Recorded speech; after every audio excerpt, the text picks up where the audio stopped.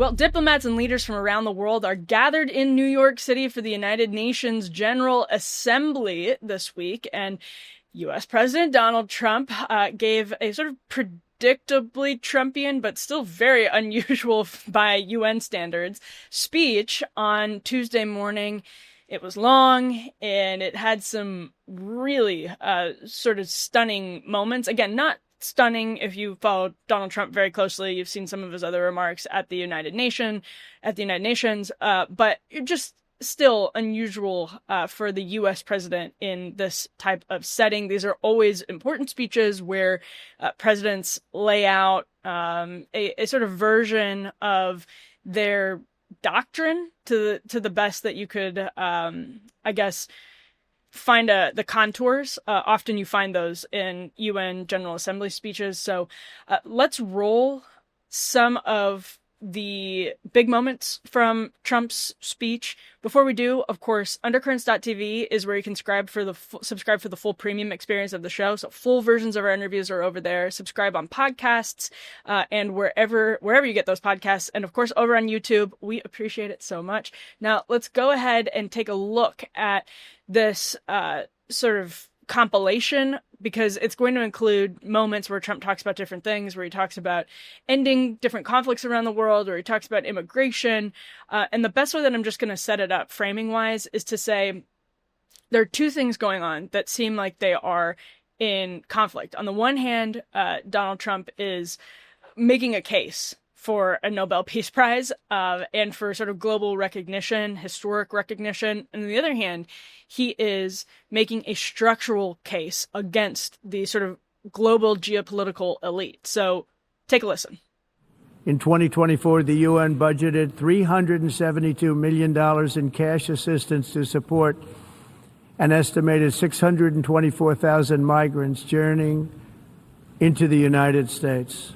Think of that. The UN is supporting people that are illegally coming into the United States, and then we have to get them out. The UN also provided food, shelter, transportation, and debit cards to illegal aliens. Can you believe that? On the way to infiltrate our southern border. What took place is totally unacceptable. The UN is supposed to stop invasions, not create them. Likewise, in a period of just 7 months, I have ended 7 unendable wars. They said they were unendable. You're never going to get them solved. Some were going for 31 years. 2 of them, 31, think of it, 31 years. One was 36 years. One was 28 years. I ended 7 wars. And in all cases, they were raging with countless thousands of people being killed.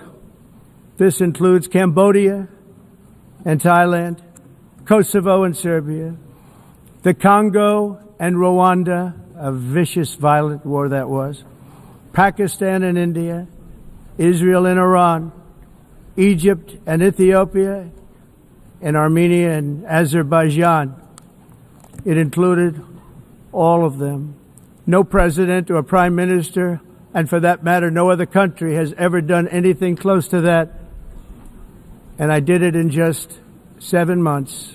And I have to say, I look at London, where you have a terrible mayor, terrible mayor, and it's been so changed.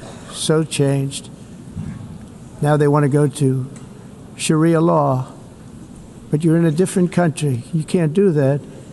Both the immigration and their suicidal energy ideas will be the death of Western Europe if something is not done immediately. This cannot be sustained.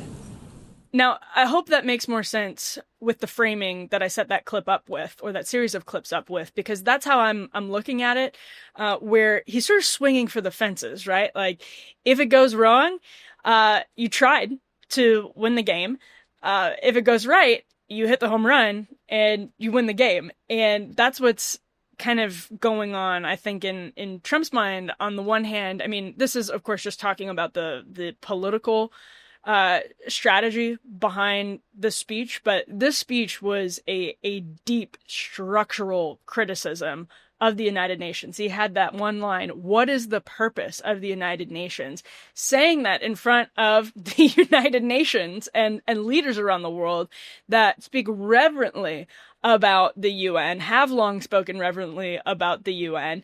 This puts Trump in a historic position to ask that question from the podium as an American president. Obviously, there have been many critiques of the UN over the course of the last half century plus. The American president, it's quite interesting to see speak in those terms and then flesh out the case to talk about immigration. You are destroying your countries, he said. They are being destroyed. Europe is in serious trouble. They have been invaded by a force of illegal aliens like nobody has ever seen before. Illegal aliens are pouring into Europe. I was really struck by the critique Donald Trump made of UN funding actually migrants into the United States. That was striking. So he says in 2024, the UN budgeted $372 million in cash assistance to support migrants journeying into the U.S. The UN also provided food, shelter, transportation, and debit cards to illegal aliens. The UN is supposed to stop invasions, not create them, and not finance them. Again, we just have to pause there and acknowledge that is a deep structural criticism of the United Nations, and it's really one that was charitably on the back burner of the political conversation for a long time, despite the fact that, I've talked about this before, if you go into Mexico, you see how UN support was undergirding, especially the Biden era explosion of migration to the southern border here in the United States. It was true that these funds were being used to make those journeys possible. Again, charitably, the way to describe it is the UN would say to make those journeys safe. But what we saw was a clear correlation. People realized that they could make these journeys much, much more comfortably, still very dangerous, but that, you would be able to, if you were crossing the Darien Gap, find support coming up through South America and then making your way into Central America, into Mexico, and then into the United States. There would be support at multiple stops along the journey. Some of that, by the way, well, actually, I should say all of that was facilitated by cartels. But for example, because the Darien Gap was so dangerous, there were NGOs passing out different things to make that trip through the Darien Gap easier. What does that do? It incentivizes people to make the trip more and more through the Darien Gap. And it created a really, really vicious cycle that even if you talk to people who are down in those regions, they will pretty openly talk about UN debit cards and support programs. And I remember years ago going through UN annual reports, disbursements, and seeing basically donations from the UN to Catholic charities, evangelical charities in some cases, grants from the UN into those places that were then being turned around and used for support programs for migrants who are coming up this way. So it wasn't just to say, well, people are going to make the trip anyway, they have to be supported. It was actually something that was then encouraging an explosion in migration as people realized there would be more support along these dangerous cartel-driven journeys. And it really became a huge, huge source of consternation for conservatives in the United States. But to make this case at the UN, in front of the UN, again, we are talking about a deep structural criticism. This happens all over the world. This is not just a problem that the US deals with. And Trump is trying to do two things at once here. He's trying to pitch himself as this historic hinge figure who is a force for peace.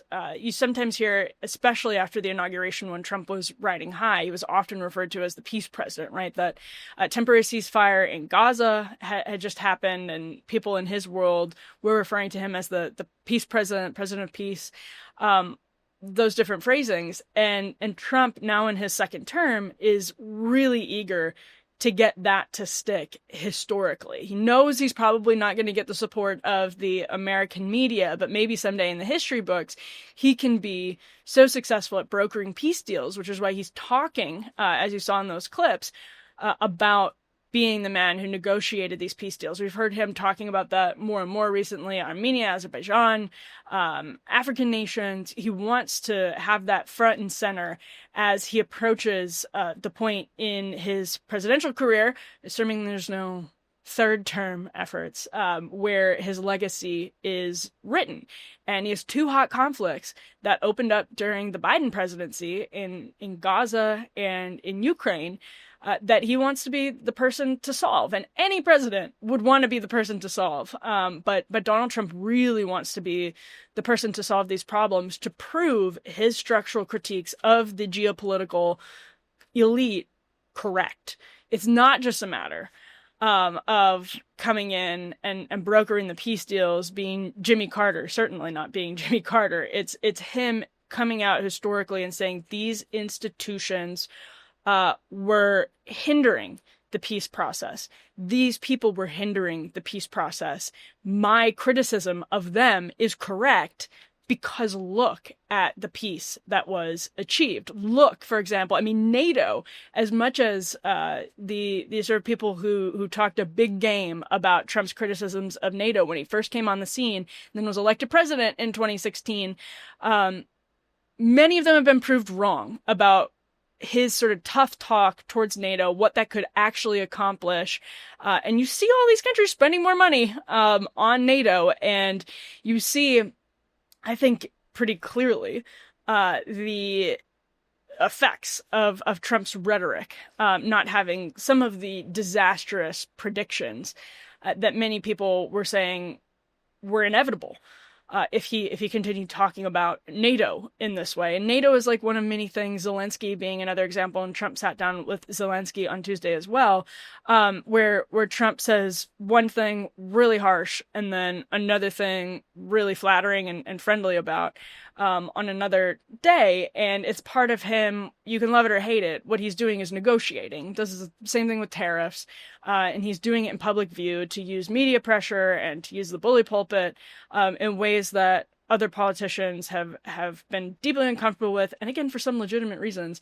But Donald Trump wants to prove his case correct, saying that him coming in here and using the sort of American bully pulpit to be a Roy Cohn type negotiating figure. I was going to say mafioso, but I think that's probably a little too pejorative in this case, because, then you look at deals like the TikTok deal, I think it's probably more apt in something like that. But in his sort of broad critiques of the global elite, he wants to say his country is still the power broker. He's still in charge.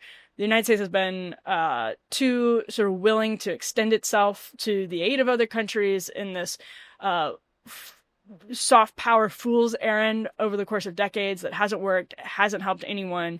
And now Donald Trump is potentially going to see his second term, this is the ambition, the aspiration, prove that critique correct. And in order to do that, he feels like he has to achieve a Nobel Peace Prize worthy end to some of these conflicts. And it has to reflect on him in that sense as the United States leader, being the person that brought these parties to some type of peace agreement. Now, what those peace agreements will look like, we still do not know, but it's fair to say the impression of how Trump would operate as president that he may have gave in 2016 or 2017, he wants to say that ultimately it was his detractors were totally incorrect, and it was they who sort of had the dirty house, right? That they were throwing stones from their glass house, and he was ultimately the person who was in the right, and he's trying to do that in sort of grand fashion, not only obviously for the sake of achieving peace, which I think everybody wants. It's not really good for anybody to have so many people dying in Ukraine, so many people dying in Gaza. I don't. We'll see what happens on Putin's side, obviously, of that question. It's probably the most Trump has been open recently about how that is the biggest challenge for him is the extent to which Putin genuinely is interested in brokering a peace deal without certain conditions, but don't need to get into that here to say that this is a typical Trump equation where you have two seemingly opposite goals, seemingly contradictory goals that he's trying to merge into one grand ambition. Swinging for the fences, trying to prove himself right in dramatic fashion and get some recognition on the world stage. I'm actually working on a story right now about Trump's quest for the Nobel Peace Prize, so that's where some of these thoughts are coming from. Thanks for tuning in today. Thanks for tuning in regularly, as many of you do. We appreciate it. Subscribe over at undercurrents.tv if you haven't yet. That's where you get full versions of our interviews on the show and a premium experience, some great stuff from Unheard over there as well. Make sure to subscribe wherever you get your podcasts. And of course, on YouTube, we're almost at 100,000 subscribers, so give us a subscribe there. If you haven't yet, we'll see you back here with more Undercurrents soon.